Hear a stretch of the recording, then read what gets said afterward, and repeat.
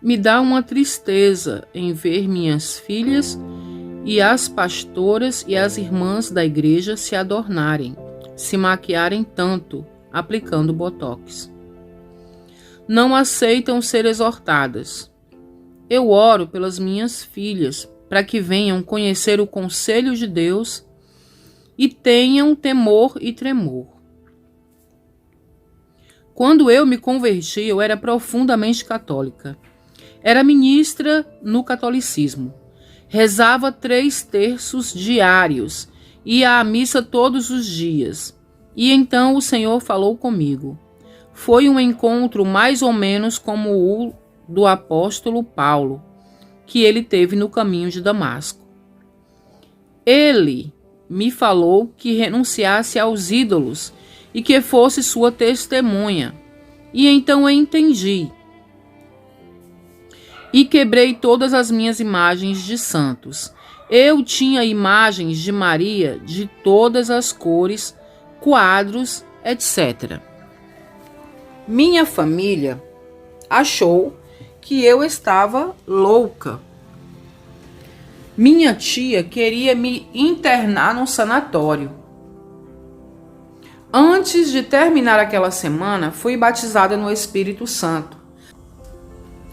Cantei em línguas, cânticos espirituais e fiquei cheia de um gozo espiritual.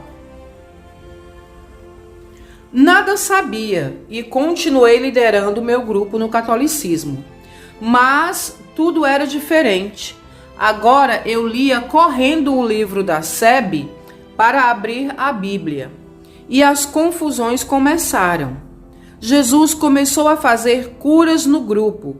E uns se alegravam, outros me denunciavam na paróquia e pediam minha expulsão. Fui chamada e advertida 3 vezes para parar de falar coisas dos protestantes. Alguns diziam que eu era uma protestante infiltrada, nem conhecia o protestantismo. E foi nesse período que o Espírito Santo me ensinou sobre as minhas roupas, meu cabelo, maquiagem. Eu era invocada com o batom. Não gostava de ficar sem batom. Daí, a cada vez que eu passava, me sentia suja, com aquela sensação que tinha que tomar banho. Mas eu tinha acabado de tomar banho e estava arrumada para sair. Daí, comecei a limpar o batom. E a sensação que estava suja desaparecia. Eu sempre detestei bijuterias, mas eu tinha umas poucas joias de ouro. Cada vez que colocava meus brincos, as orelhas começavam a queimar. Era um tira e põe que acabei não aguentando mais e parei de usar. Meus anéis passaram a me incomodar. Enquanto não tirava, não me sentia confortável. Fui expulsa do meu grupo da SEB. Daí descobri a RCC e fiquei muito feliz. Minha alegria durou pouco, pois comecei a ver o espírito do engano. Um dia, numa vigília da catedral, uma mulher começou a profetizar como se fosse Maria, mãe de Jesus. Eu orava no meu espírito em línguas e me era dado a interpretação da língua e eu discernia que era o diabo falando. Então eu me levantava, repreendia em nome de Jesus o demônio e acabava sendo expulsa de novo. Passei por todos os grupos da minha cidade, sempre sendo expulsa.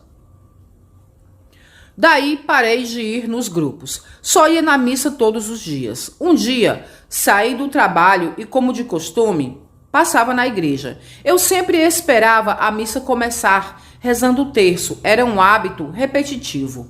Porém, naquele dia, estranhamente, a igreja estava fechada. E me sentei na pracinha em volta da igreja, esperando dar a hora da missa. Fazia alguns minutos que estava sentada, quando um homem enorme, devia ter mais ou menos 1,90 de altura, muito forte, mendigo, fedendo horrivelmente, falava em línguas comigo e eu tinha certeza que seria assassinada. Olhava para os lados e não via ninguém para me socorrer. Os carros passavam pelas avenidas fora de alcance aos meus gritos, se eu conseguisse gritar, pois fiquei paralisada. E o homem falava e falava em línguas, e passei a interpretar o que ele falava. Em línguas, ele requeria o seu direito de me matar. Dizia que eu pertencia a ele porque eu bebia o cálice dele.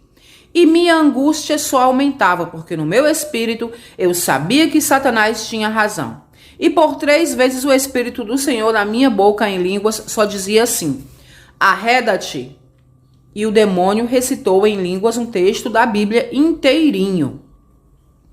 No meu espírito, eu entendia o texto que ele estava recitando. O texto de 1 Coríntios 10, 14 ao 21.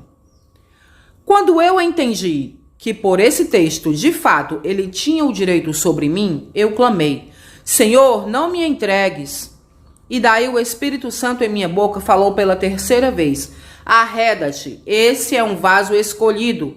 Então, aquele homem deu um urro horrendo e saiu de diante de mim, num salto.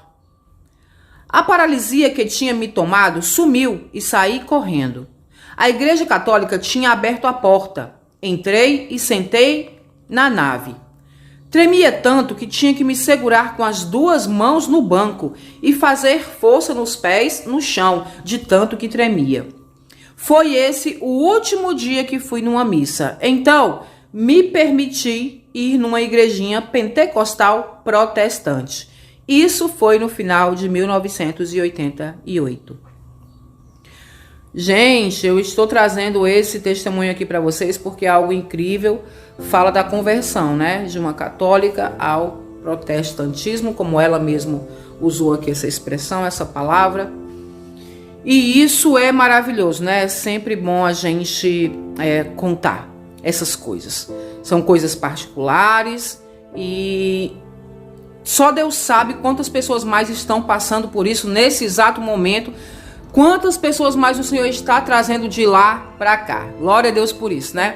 Que o nome do Senhor seja glorificado por essas vidas, pela minha vida, pela sua vida, pela vida de todo aquele que Ele está arrancando do lamaçal do pecado e da perdição, para trazer para a sua maravilhosa luz. Louvado seja o nome do Senhor por isso. Fica com Deus, amém?